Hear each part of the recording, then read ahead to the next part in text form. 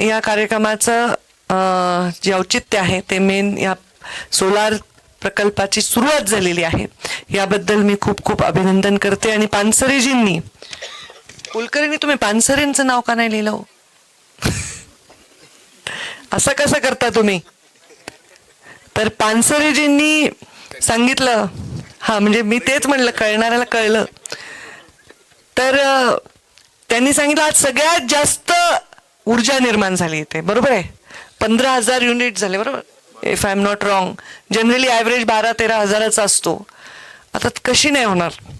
तुम्ही धनंजय मुंडेंना बोलवले, पंकजा मुंडेंना बोलवलेलं आहे, हो, दोन पण इकडे आहेत. सगळं इकडे एकत्र करण्याचं सामर्थ्य कराडांमध्ये असल्यामुळे आणि पुन्हा वर सूर्याचा आपल्यावर कृपा आहे.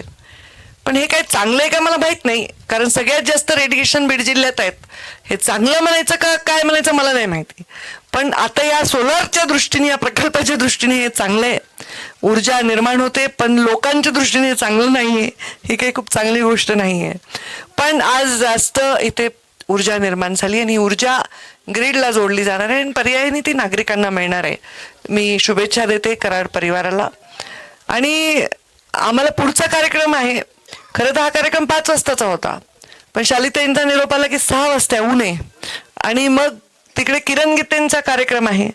मग मी धनुभाऊला कानात म्हणत होते सूर्याचा कार्यक्रम आहे, किरण वाट बघतोय. तर तसंच झालं की किरण गीतेंचा कार्यक्रम असल्यामुळे तिकडे ते प्रतीक्षा करतायत. आणि शालिनीताई पानसरेंनी आश्चर्य व्यक्त केलं की डॉक्टर असून त्या ह्या म्हणजे तुम्ही एकदा आमच्या सगळ्या डॉक्टरांना भेटा परळीच्या, ते डॉक्टर असून काय काय करतात हे तुम्हाला जेव्हा कळेल तर तुम्हाला अभिमान वाटेल. आमच्या उगाच बीड जिल्ह्यात असे खूप उद्योजक असलेली मानसिकता असणारे लोक आहेत. जसं त्यांचं हे प्रोफेशन नाहीये तरी त्या करतायत, तसंच असतं. आता माझं जे व्यवसाय आहे त्याचा माझ्याशी काही दुरान्वयी संबंध नाही. मी मोठी डिस्टिलरी चालवते आणि अल्कोहोल बनवते. माझा सुगंधा सुद्धा संबंध नाही, पण मी अल्कोहोल बनवते.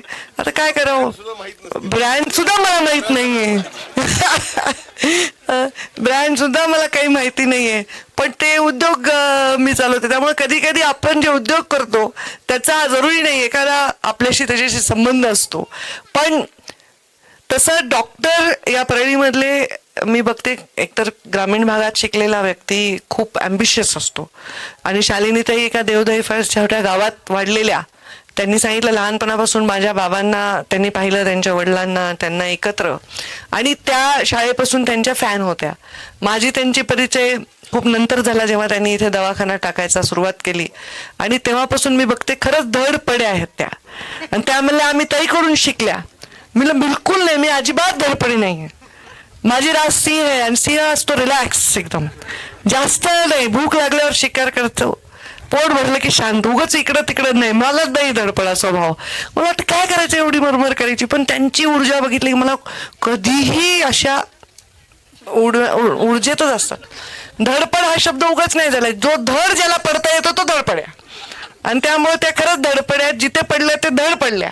कारण त्या डॉक्टर झाल्या, हुशार आहेत, मेरिटवर आल्या, काही अशा नाही आल्या, डॉक्टर झाल्या, मग इथे आल्या.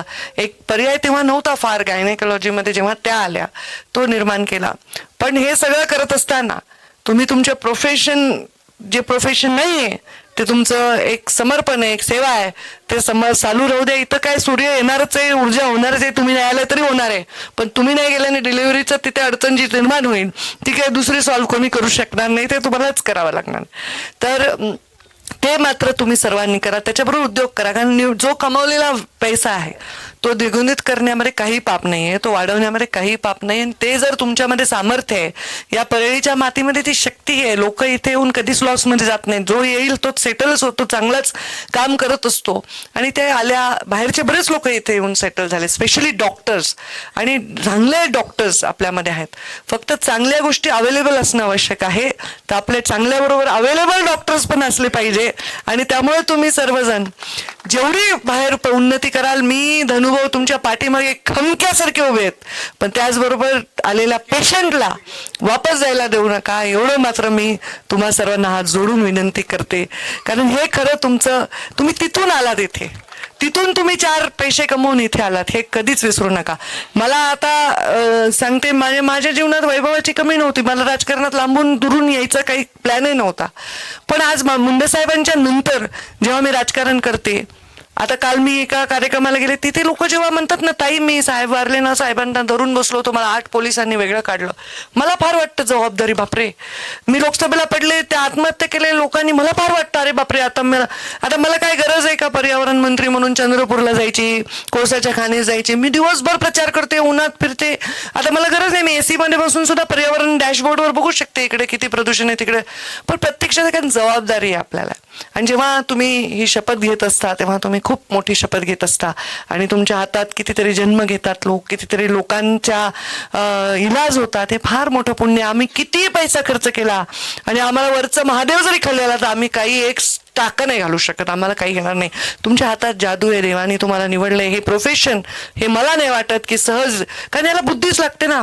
तुम्ही अभ्यास केल्याशिवाय पास होऊ शकत नाही, तुम्हाला ऍडमिशन मिळू शकत नाही. तुम्ही म्हणजे पहिले तर आपला बायोलॉजी ग्रुप होता, त्याला स्कोरिंग लागायचं, नंतर आता नीट एक्झाम झाल्या, तर हुशारच माणूस इथे जाऊ शकतो.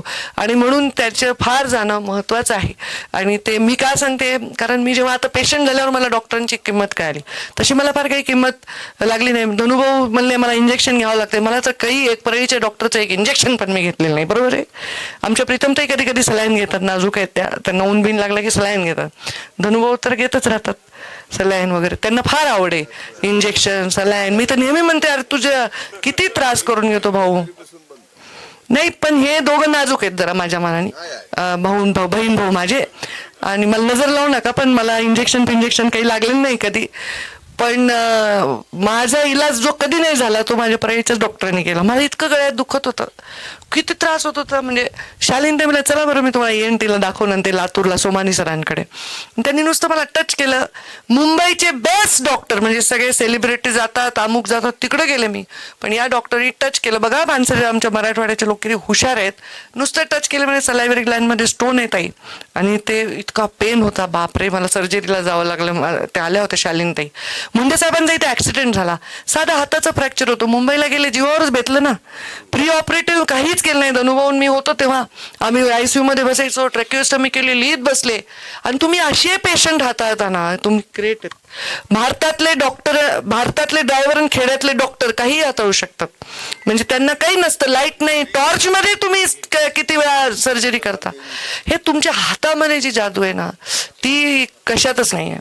तर ती जादू कृपा करून जो रिटायरमेंटच्या एज पर्यंत ते करा. साईड बाय साईड हे चालू द्या. आणि तुम्ही मुलंही डॉक्टर करतात पुन्हा, म्हणजे आम्हाला पुन्हा तुमच्याशी संबंध ठेवाच लागेल. आम्ही म्हातारे झाल्यावर तुम्ही म्हातारे झाल्यावर ते पोरच पार्थकडे जावं लागेल मला. म्हणून मी खूप काळजी घेते त्याचं काय चाललंय तिकडे वगैरे. प्रत्येक गोष्टीत पुन्हा फोकटचे डॉक्टर पाहिजे ना आम्हाला. आता तर चांगली धडधाकट आहे, माझी गरज नाही पडली, पण भविष्यात ते फार पवित्र असं प्रोफेशन आहे. मला खूप डॉक्टर व्हायचं होतं, खूप हौस होती मला, पण मी झाले नाही. कारण अति तत्ववादी स्वभाव होता, मार्क कमी पडले म्हणून घेतली नाही ऍडमिशन. आणि मग आता प्रीतम ताईला व्हावं लागलं, तिला व्हायचं होतं वकील, ते यशू ताईला व्हावं लागलं. आणि असं ज्याला जे व्हायचं नसतं ते व्हावं लागतं. धनुभाऊ तुम्ही फार भाग्यवान आहात, तुम्हाला जे करायचं होतं तेच केलंय तुम्ही.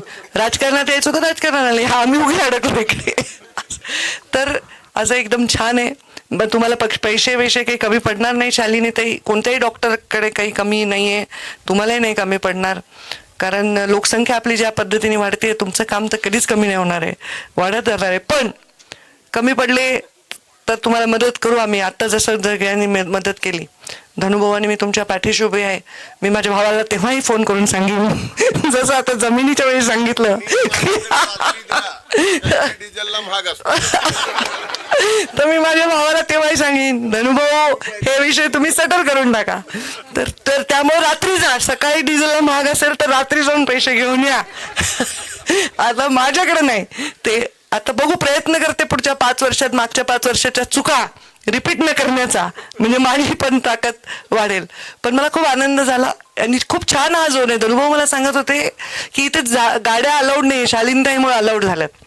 बरोबर आहे, तर आपण आता खरं ते करूया. मी पण करते. तिकडे खाली गेट लावलं पाहिजे आणि त्या गेटवरून वरती गाड्याने अलाव केल्या पाहिजे. फक्त हे जे ह्याच्यासाठी येत आहेत लोक या कामासाठी वगैरे, त्यांना काही स्पेशल अलाव केलं पाहिजे. जर तिथे आपण इलेक्ट्रिकल व्हेकलला जर म्हणलो तर भविष्यात काही कदाचित आपण इथे तोही एखादा व्यवसाय मोठा सुरू करू शकतो धनुभाऊ, की इथे इलेक्ट्रिकल व्हेकलचा कारखाना का नाही होऊ शकत. आपण पुढे अँबिशियस.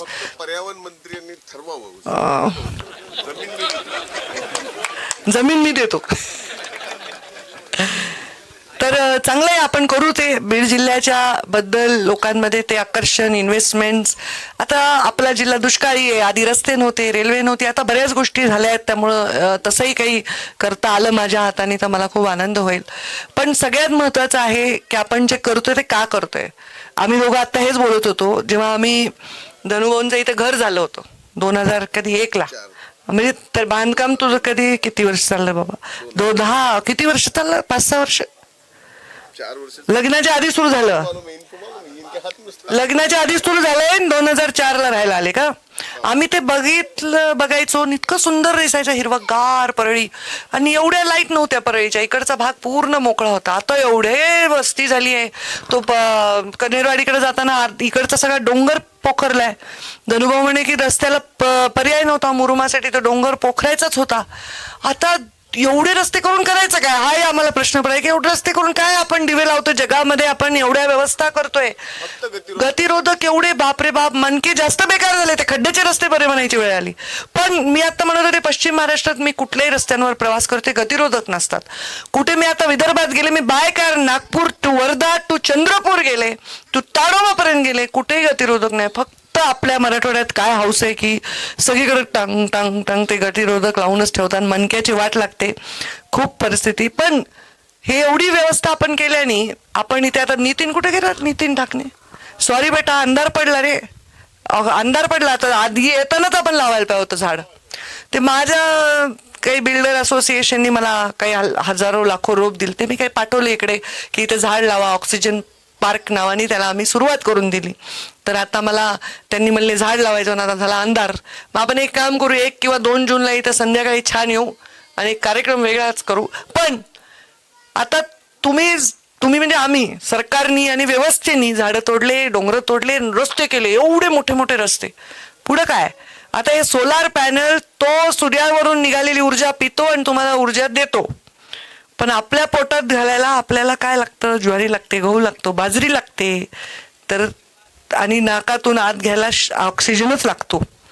कितीही जग पुढे गेलं, आता मी विचार करायला पर्यावरण मंत्री म्हणून की असा शोध लागावा की ते हात पुढं करावून सूर्याची ऊर्जा येऊन आपलं पोट भरावं, असं काहीतरी निघायला पाहिजे ना. नाही तर कसं होईल? जेवढी लोकसंख्या, जेवढं विकास आपण बघतो ना, आपल्याकडचा विकास हा पर्यावरणाला धरून नसल्यामुळे आपण बऱ्याच गोष्टी फेस करतोय. त्यामुळे इथे येताना आपण इथलं पर्यावरण जपून ठेवू. इथे गाड्यांना अलाव नाही करायचं हे आपण निर्णय घेऊ. धनुभाऊनी मी ठरवल्यावर कोणची गाडी हिंमत आहे इकडे यायची, कोणी येणार नाही. तिथे आपण ती व्यवस्था करू. म्हणजे हा एरिया व्हर्जिन राहील, स्वच्छ राहील, वॉक करायला लोकांना स्वच्छ जागा राहील. आणि येणाऱ्या लोकांनी पण कुठल्या अंतरापर्यंत यायचं, काय यायचं, कसं यायचं ह्याच्या संदर्भातले नियम लावून देऊ. त्यांनी खूप चांगला एक मेसेज सुद्धा जाईल. पण मी खूप खूप आनंद व्यक्त करते. आमच्या धडपड्या शालिनीताई सतत काही ना काही करतात आणि बालासाहेब त्यांना नेहमीच साथ देतात. कारण शेवटी हे एकत्र काम करण्याचा विषय आणि इलाज नाहीये.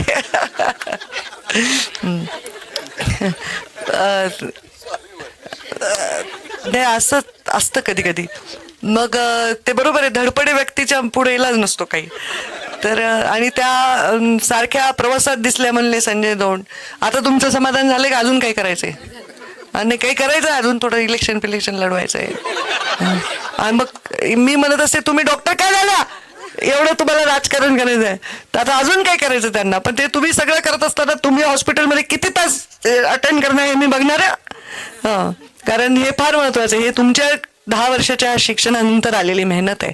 पण तुम्हाला ईश्वर करो, भरभराट हो, भरभरून तुम्हाला मिळो, सर्व डॉक्टर्सला भरभरून आशीर्वाद मिळो, भरभरून यश मिळो, कीर्ती मिळो, पैसा मिळो, सर्व मिळो. आणि आपल्या परळीकडे एक हेल्थ हब म्हणून भविष्यात लोकांनी बघू.